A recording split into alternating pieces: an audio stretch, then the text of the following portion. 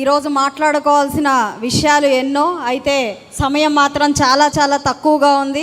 కాబట్టి క్లుప్తంగా ముగించాల్సిందిగా కోరుకుంటూ మరొక వక్త వైశ్య కార్పొరేషన్ చైర్మన్ శ్రీ డుండి రాకేష్ గారిని ఆహ్వానిస్తున్నాను.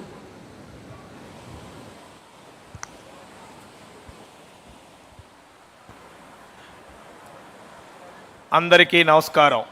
ఏదైతే ఈరోజు మహానాడు వేదిక మీద ఉన్న ఆర్యవైశ్య బంధు మనందరి అధినాయకత్వం మన ముఖ్యమంత్రి వర్యులు శ్రీ నారా చంద్రబాబు నాయుడు గారికి, అదేవిధంగా తెలుగుదేశం పార్టీ కార్యకర్తల గుండె చప్పుడు, ఏ కార్యకర్తకి ఏ సమస్య వచ్చినా ఒక్క మెసేజ్తోనే సమస్యకు పరిష్కారం చూపించే మన నాయకుడు, ఆర్యవైశ్యుల ఆశయాలకి ప్రభుత్వానికి వారధిగా ఉన్న యువగలం రథసారథి మన యువనేత నారా లోకేష్ గారికి, మీ ప్రాంతాల్లో ఆర్యవైశ్యుల్ని తమ సొంత కుటుంబ సభ్యుల్లాగా చూసుకుంటున్న ప్రతి ఒక్క తెలుగుదేశం పార్టీ కుటుంబ సభ్యులకి శిరస వంచి నమస్కరిస్తూ ఉన్నాను. మరి ఈరోజు ఆర్యవైశ్య సంక్షేమం గురించి ప్రతిపాదించడానికి వరుసగా మూడోసారి నాకు ఈ అవకాశం ఇచ్చిన పెద్దలకి ధన్యవాదాలు తెలియజేసుకుంటూ, ఆర్యవైశ్యులు గత ప్రభుత్వంతో పోలిస్తే అనేక ముందుకెళ్ళటం జరిగింది. గత ప్రభుత్వంలో అనేక అవమానాలు పడ్డాం, అనేక ఇబ్బందులు పడ్డాం, అనేక దాడులకి గురయ్యాం, అనేక చోట్ల చేదరించుకొని వ్యాపారస్తుల మీద దాడులు చేసి కీరాదికీరంగా ఇబ్బందులు పెట్టిన ఘనత ఆనాటి ఆ ప్రభుత్వాన్ని, ఆ సైకో నాయకుడిది, ఆ సింపతి స్టార్ది అన్న సంగతి కూడా ఈ సభావేదికగా తెలియజేస్తా ఉన్నా. కూటమి ప్రభుత్వం ఏర్పడే ముందు యువగలం పాదయాత్రలో ఆర్యవైశ్య సోదరులందరూ కలిసి అనేక సమావేశాలు నిర్వహించినప్పుడు, సార్ మా కులదేవత అయిన శ్రీ వాసవి కన్యకా పరమేశ్వర అమ్మవారికి తగిన గౌరవం ఇవ్వండి అని అడిగితే ఏమీ కూడా నో చెప్పకుండా దాన్ని మేనిఫెస్టోలో పెట్టడమే కాకుండా మొదటి అమ్మవారి ఆత్మార్పణ దినోత్సవాన్ని అధికారికంగా ప్రకటింపజేసి పట్టు వస్త్రాలు స్వయంగా ముఖ్యమంత్రి గారే పెనుగొండ వచ్చి ఇచ్చిన ఘనత మన ముఖ్యమంత్రి నారా చంద్రబాబు నాయుడు గారిదన్న సంగతి ఈ వేదిక మీద మీ అందరికీ గుర్తు చేస్తా ఉన్నా. అదేవిధంగా అనేక ప్రభుత్వాలకి విన్నవిచ్చాం, ఎవ్వరు కూడా పట్టించుకోలే.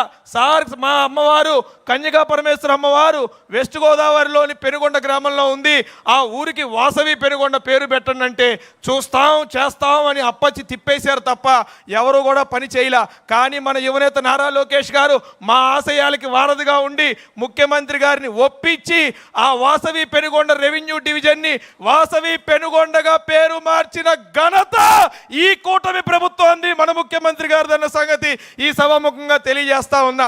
అదేవిధంగా యువగలం పాదయాత్రలో చాలామంది అడిగారు, సార్ గత ప్రభుత్వం పొట్టి శ్రీరాములు గారిని అవమానించింది, పొట్టి శ్రీరాములు గారి జయంతిని వర్ధంతిని చేస్తున్నామని చెప్పి ఆ రోజు వైఎస్ఆర్ అవార్డ్స్ చొప్పున వాళ్ళ నాన్నగారి పేరుతో అవార్డ్స్ ఇచ్చింది, తగిన న్యాయం చేయండి సార్, తెలుగు ప్రజల కోసం ప్రాణత్యాగం చేసిన వ్యక్తి అంటే నేను చూసుకుంటానని లోకేష్ గారు చెప్పారు. చెప్పటమే కాకుండా దాన్ని క్యాబినెట్లో పెట్టించారు, ముఖ్యమంత్రి గారిని ఒప్పించారు.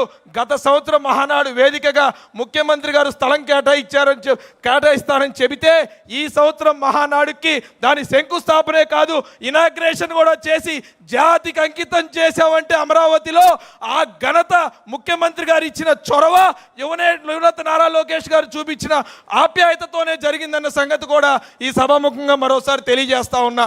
ఆనాటి ప్రభుత్వం ఆర్యవైశ్యుల్ని పీడించి పిప్పి చేసి ఇబ్బంది పెట్టింది సార్. ఆర్యవైశ్యుల్ని ముక్కలు చేశారు, కోమటి గుప్తా శెట్టి వైశ్య అని మమ్మల్ని ముక్కలుగా విభజించి మాకు ఎటువంటి రాజకీయ ప్రాధాన్యత ఆర్థిక ప్రాధాన్యత లేకుండా మమ్మల్ని ఇబ్బంది పెడితే మన ప్రభుత్వం వచ్చిన తర్వాత మమ్మల్ని అందరినీ ఆర్యవైశ్య కింద గుర్తించి మాకంటూ ఒక గౌరవం తీసుకొచ్చి మీరు ఎప్పుడు ప్రభుత్వంలోకి వచ్చినా ఒక ఆర్యవైశ్యుడికి మంత్రిగా అవకాశం ఇచ్చారు.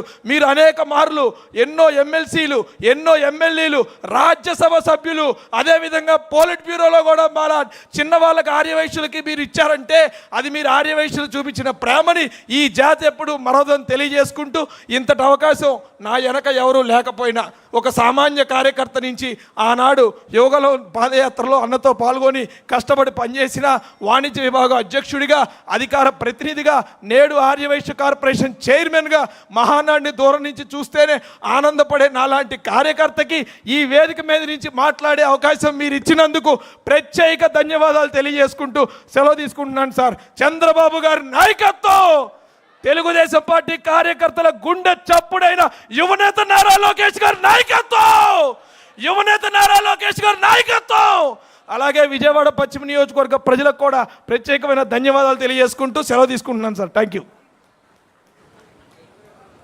కులాల కుంపట్లు పెట్టి కులాలను కేవలం శిక్షల నుండి తప్పించుకునే రక్షణ కవచాలను చేసుకునే వైసీపీ నాయకుల్ని చూస్తున్నాం. కులాలు సమాజ స్థాపనకు ముందుకు తీసుకువెళ్ళే నాయకత్వాన్ని చంద్రన్న దార్శకతతో చూస్తున్నాం. ఈ సందర్భంగా కాపు సంక్షేమం కోసం తెలుగుదేశం పార్టీ నిర్విరామంగా చేస్తున్న కృషిని వివరించడానికి సీనియర్ నాయకులు జగ్గంపేట ఎమ్మెల్యే వర్యులు మన